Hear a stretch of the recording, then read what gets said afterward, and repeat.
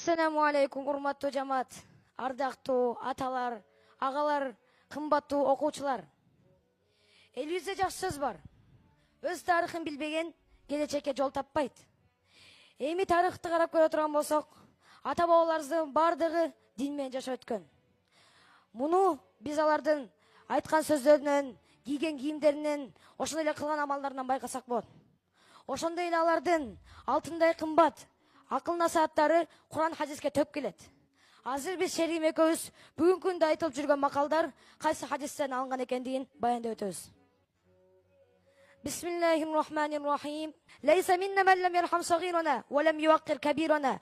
Ким кичүүлөргө ырайым кылбаса жана улууларга урмат кылбаса бизден эмес деген хадис калк арасында улууларды урматта, кичүүлөрдү ызатта деп айтылып, эл оозунан түшпөй такталарга жазылып, адамдардын төл сөзү болуп айтылып жүрөт. Лейса л-хабару кал-муаянати. Уккан нерсе көргөндөй эмес деген хадис эл оозунда миң уккандан бир көргөн деген макал айтылып келет. Лейса л-гина ан касрати л-ард, валакинна л-гина гина н-нас. Буюмдун көптүгү байлык эмес, чыныгы байлык жүрөктүн байлыгы деген хадис келет. Ушул эле хадистин мазмунун берген, эл арасында тараган дүйнө мүлктүн көптүгү байлык эмес, көөдөнүн токтугу байлык деген макал бар. Ас-сафару китаатун минал-азаб. Сапар азаптын бир бөлүкчөсү. Себеби адам сапарга чыкканда уйкудан калат, курсак ачат жана абдан чаңкайт. Мына ошол себептен элибизде дагы жол азабы, көр азабы деген макал айтылып келет. Инна нафсан лан тамут хатта тастакмила ризкуха. Бир дагы жан өз ырыскысын толук алмайын өлбөйт деген хадистин мазмунун акылман карыялар Аллахка таянууга васият кылып, ырыскысы түгөнбөгөндөн күн өтпөйт деп айтып келишет. Ядуллахи алал жамаати. Аллахтын колдоосу жана жардамы жамаатта. Демек жамаат менен жүрүүдө өтө көптөгөн жакшылыктар бар. Эгерде жамааттан бөлүнүп кетсе, жалгыз койду карышкыр жеп кеткендей, жамааттан бөлүнгөн адамды шайтан азырып кетет. Ошол себептен ата бабаларыбыз жамаат менен чогуу болууга үндөп, бөлүнгөндү бөрү жейт, жарылганды жоо алат деген макалды айтып кетишкен. Инна ликулли шайин ширротан ва ликулли ширротин фатуратан. Чындыгында ар бир нерсенин башында жазбаат, өтө катуу кызыгуу бар. Ошондой эле ар бир жазбааттын артында ал суроо болот деген хадис келет. Бул хадис адамдарга өз акыбалында айтылып терең таралбаса деле, мунун мааниси накыл сөз катарында артыкча дүңгүрөгөн акыры мүңгүрөйт деп орточо болууга үндөлүп айтылат.